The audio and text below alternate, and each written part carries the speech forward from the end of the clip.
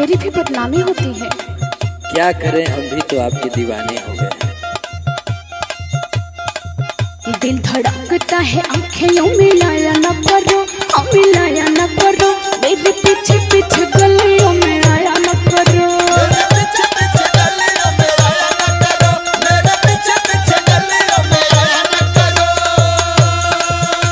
क्या करें, पागल दिल मानता नहीं। सब लोग जान जाते हैं, हमारी तरफ देखते हैं बार बार। प्यार किया तो डरना क्या। सुनिए, सुनाइए। चैन मिलता ना दिल को दीदार के बिना, दिल भी धड़कता है। अच्छा? आपके नाम से चैन मिलता ना दिल को दीदार के बिना, दीदार के बिना जीना मुश्किल है अब तेरे प्यार के बिना। जीना मुश्किल है अब तेरे प्यार के बिना, जीना मुश्किल है अब तेरे प्यार के बिना।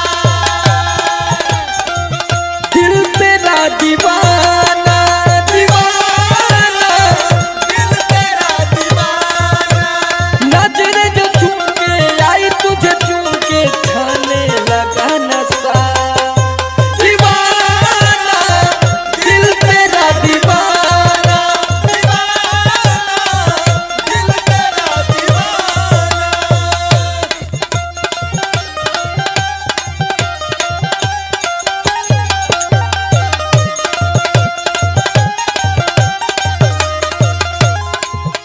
अब इतना दीवानगी भी ठीक नहीं है। अगर हम चले जाएंगे तो आपका क्या होगा? प्यार में कुर्बानी ही होती है। हर शाम के बाद रात आती है। स्वागत है, स्वागत। ये आपके लिए है।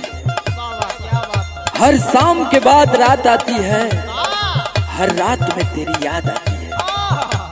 चुप रहकर भी देख लिया हमने, चुप रहकर भी देख लिया हमने, खामोशियों से तेरी आवाज आती है। कुछ दिन बाद हो जाऊंगी मैं पराई, जीने नहीं देगी तुझे इश्क की जुदाई। जैसे लैला मजनू इन राधा थे, वैसे हम भी हो जाएंगे। कुछ दिन बाद हो जाऊंगी मैं पराई, जीने नहीं देगी तुझे इश्क की जुदाई। मेरा नाम सरेआम ले बुलाया न करो, हाँ बुलाया न करो, जानू पीछे पीछे गलियों में आया न करो। जानू पीछे पीछे गलियों में आया न करो, जानू पीछे पीछे गलियों में आया न करो। अरे ठीक है, तुम चली जाओ, जी लूंगा, लेकिन इतना सुनती जाओ। तुम दूर रहो या पास रहो, यह बात कहाँ तक जाएगी। तुम दूर रहो या पास रहो, यह बात कहाँ तक जाएगी। तुम जुल्फ वहां से लहरा देना, तुम जुल्फ वहां से लहरा देना, खुशबू यहाँ तक आएगी। अरे वाह! खुशबू यहाँ तक आएगी।